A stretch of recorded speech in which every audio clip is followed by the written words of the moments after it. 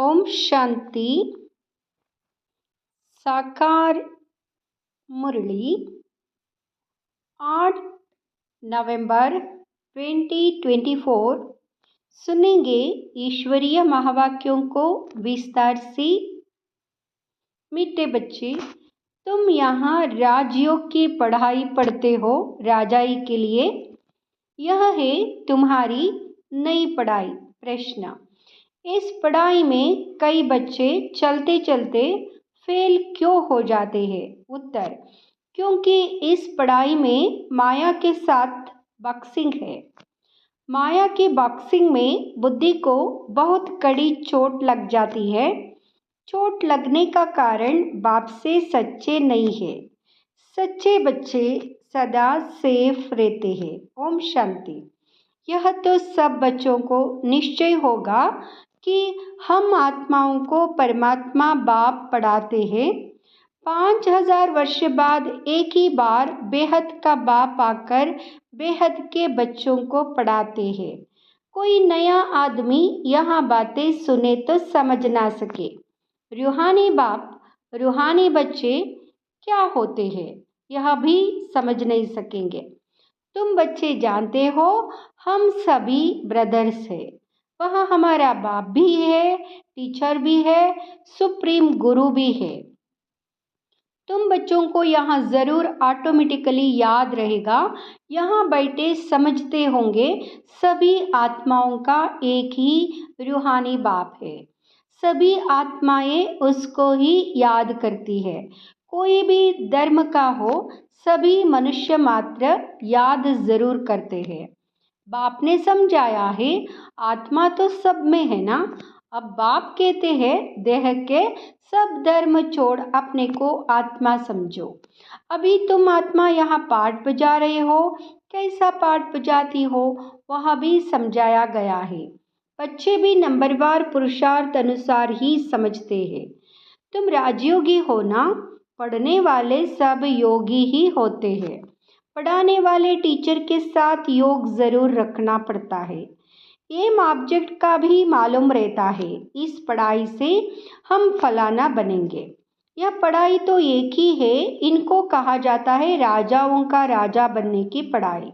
राजयोग है ना। राजा ही प्राप्त करने के लिए बाप से योग।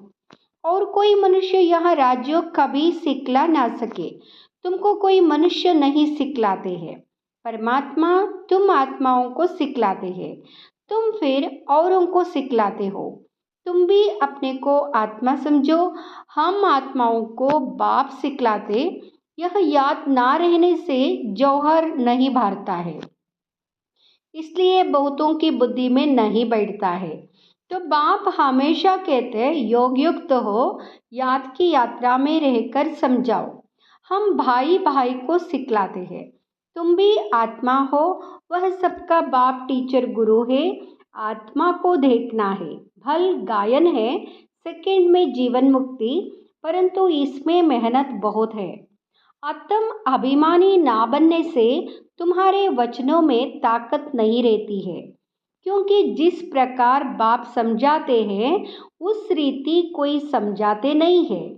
कोई कोई तो बहुत अच्छा समझाते हैं। कौन कांटा है और कौन फूल है मालूम तो सब पड़ता है।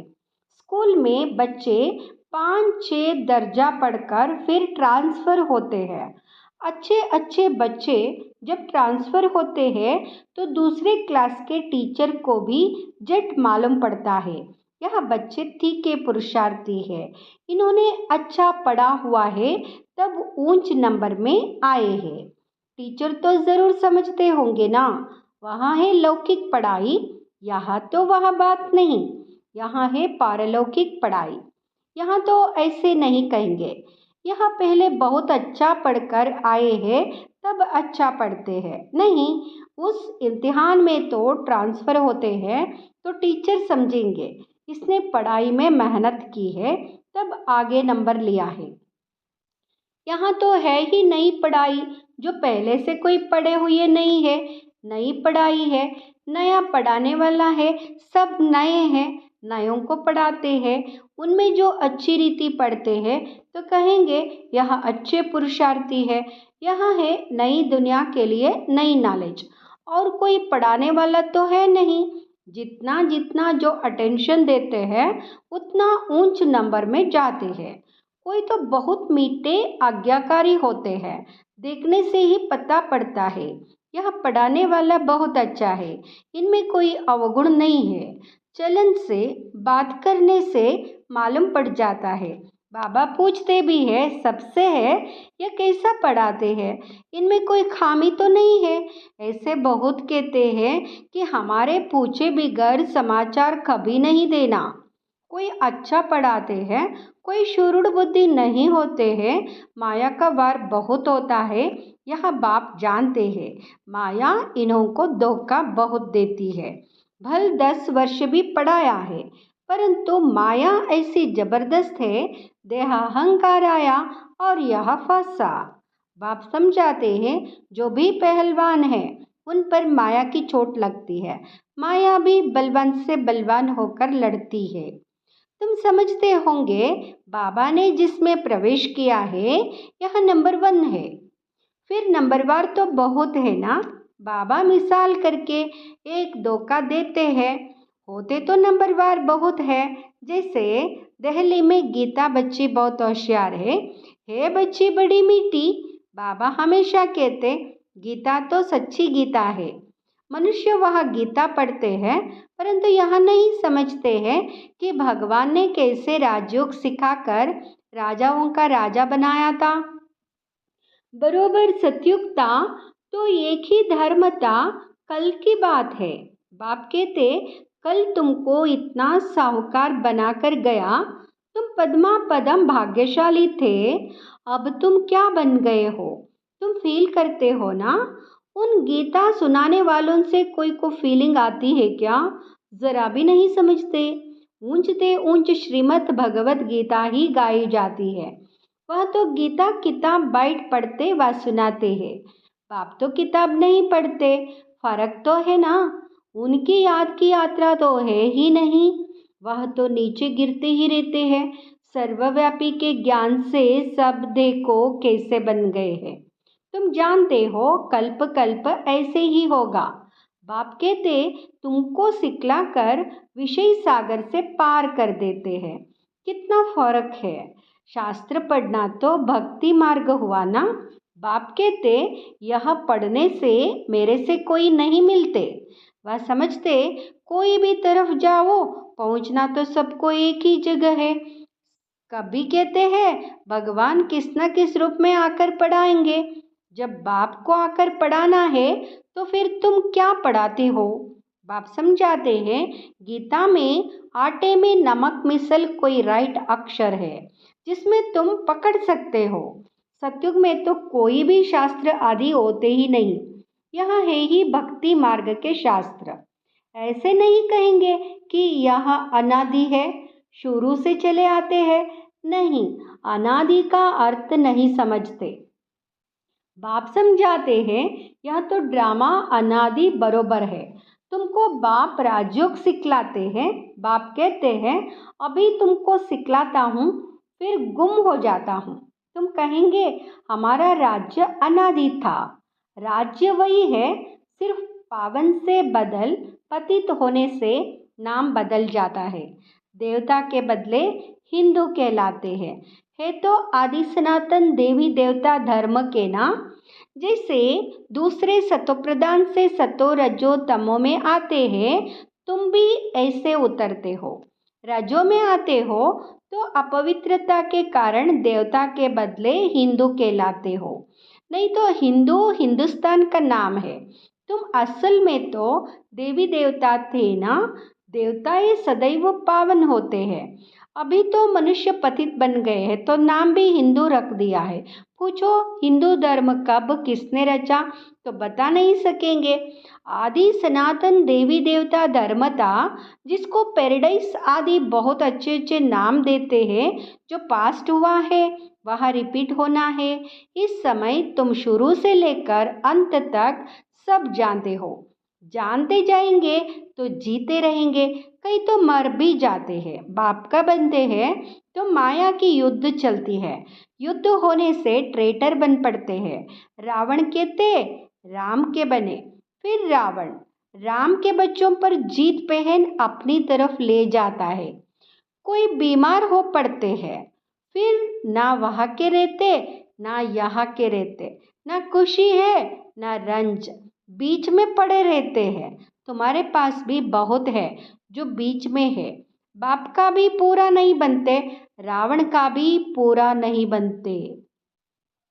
अभी तुम हो पुरुषोत्तम संगम युग पर, उत्तम पुरुष बनने के लिए पुरुषार्थ कर रहे हो। यह बड़ी समझने की बातें हैं। बाबा पूछते हैं, हाथ तो बहुत बच्चे उठाते हैं, परंतु समझा जाता है बुद्धि नहीं है। भल बाबा कहते हैं शुभ बोलो, कहते तो सब है, हम नर से नारायण बनेंगे। कथा ही नर से नारायण बनने की है। अज्ञान काल में भी सत्यनारायण की कथा सुनते हैं ना, वहां तो कोई पूछ नहीं सकते, यह तो बाप ही पूछते हैं, तुम क्या समझते हो, इतनी हिम्मत है? तुम्हें पावन भी जरूर बनना है। कोई आते हैं तो पूछा जाता है, इस जन्म में कोई पाप कर्म तो नहीं किए हैं? जन्म जन्मांतर के पापी तो हो ही। इस जन्म के पाप बता दो तो हल्के हो जाएंगे, नहीं तो दिल अंदर खाता रहेगा। सच बतलाने से हल्के होंगे। कई बच्चे सच नहीं बताते हैं तो माया एकदम जोर से घूसा लगा देती है। तुम्हारी बड़ी कड़ी बॉक्सिंग है, उस बॉक्सिंग में तो शरीर को चोट लगती है, इसमें बुद्धि को बहुत चोट लगती है।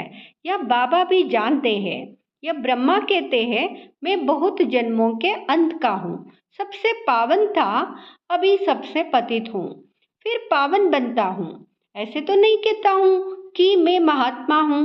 बाप भी खातरी देते हैं, यह सबसे जास्ती पतित है। बाप कहते, मैं पराये देश पराये शरीर में आता हूँ, इनके बहुत जन्मों के अंत में मैं इनमें प्रवेश करता हूँ, जिसने पूरे 84 जन्म लिए हैं। अब यह भी पावन बनने का पुरुषार्थ करते हैं। खबरदार भी बहुत रहना होता है, बाप तो जानते हैं ना। यह बाबा का बच्चा बहुत नजदीक है, यह तो बाप से जुदा कभी हो नहीं सकता, ख्याल भी नहीं आ सकता कि छोड़कर जाओ। एकदम हमारे बाजू में बैठा है। मेरा तो बाबा है ना, मेरे घर में बैठा है। बाबा जानते हैं, हंसी कुड़ी भी करते हैं। बाबा आज हमको स्नान तो कराओ, भोजन तो खिलाओ। मैं छोटा बच्चा हूँ, बहुत प्रकार से बाबा को याद करता हूँ। तुम बच्चों को समझाता हूँ, ऐसे ऐसे याद करो। बाबा आप तो बहुत मीठे हो, एकदम हमको विश्व का मालिक बना देते हो। यह बात और किसकी बुद्धि में हो ना सके। बाप सबको रिफ्रेश करते रहते हैं, सब पुरुषार्थ तो करते हैं, परंतु चलन भी ऐसी हो ना, भूल हो जाए तो झट लिखना चाहिए, बाबा हमसे यह भूल हो जाती है। कोई कोई लिखते भी है, बाबा हमसे यह भूल हुई, माफ करना। हमारा बच्चा बनकर फिर भूल करने से 100 गुना वृद्धि हो जाती है। माया से हारते हैं तो फिर वही के वही बन जाते हैं, बहुत हारते हैं। यह बड़ी बॉक्सिंग है, राम और रावण की लड़ाई है।